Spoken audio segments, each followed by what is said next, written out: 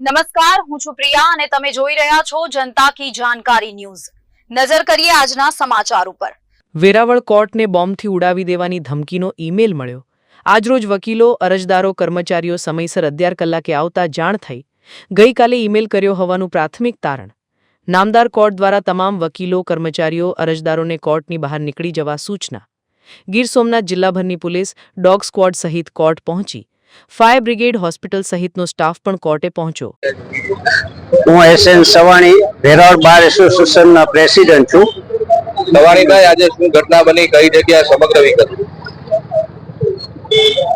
કોઈના દ્વારા ગઈકાલ વહેલી સવારે વેરાવળ કોર્ટને એક એવો મેલ આવેલો કે ભાઈ વેરાવળ કોર્ટને બોમ્બથી ઉડાડી દેવાની ધમકી આપેલી હતી। આજે સવારે જ્યારે દરેક વકીલ મિત્રો, પક્ષકારો બધા 11 વાગે નિયમિત રૂપે કોર્ટમાં હાજર થયા ત્યારે નામદાર કોર્ટ દ્વારા આ બોમ્બથી ઉડાડી દેવાની ધમકી હતી એટલા માટે સમગ્ર પોલીસ તંત્રને બોલાવવામાં આવ્યું, ડોગ સ્ક્વોડને બોલાવવામાં આવી। અત્યારે વેરાવળ ગીર સોમનાથ જિલ્લાની તમામ પોલીસ આ અંગે કોર્ટની અંદર તપાસ ચાલુ છે। ડોગ સ્ક્વોડ આવી ગયેલ છે, તમામ પોલીસ તંત્ર હાજર છે અને લગભગ 1-1.5 કલાકમાં આ કાર્યવાહી પૂર્ણ થશે એવું છે।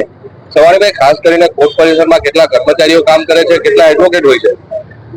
લગભગ અમારે નિયમિતપણે કોર્ટમાં હાજર રહેનારા એડવોકેટો લગભગ 150 થી 200 હોય છે અને જો સ્ટાફ છે એ લગભગ 150-200 નો સ્ટાફ છે કુલ ટોટલ, અને જજીશો 10 થી 11 જજીશો છે। અને મેલ કોને આવેલો હતો? પોલીસને આવેલો છે કે કોર્ટ પરિસર? કોર્ટને આવેલો છે। એ બાદ સવારે કઈ આખો ઘટનાક્રમ બન્યો કે તમે બધીએ શું કર્યું? સવારે તો એમાં કોર્ટના સ્ટાફના કહેવા મુજબ, રજિસ્ટ્રારના કહેવા મુજબ વહેલી સવારે 3-4 વાગ્યાના અરસામાં આ મેલ આવેલો છે અને મેલના અનુસંધાને આજરોજ સવારના 11 વાગ્યાથી આ કાર્યવાહી શરૂ થઈ છે।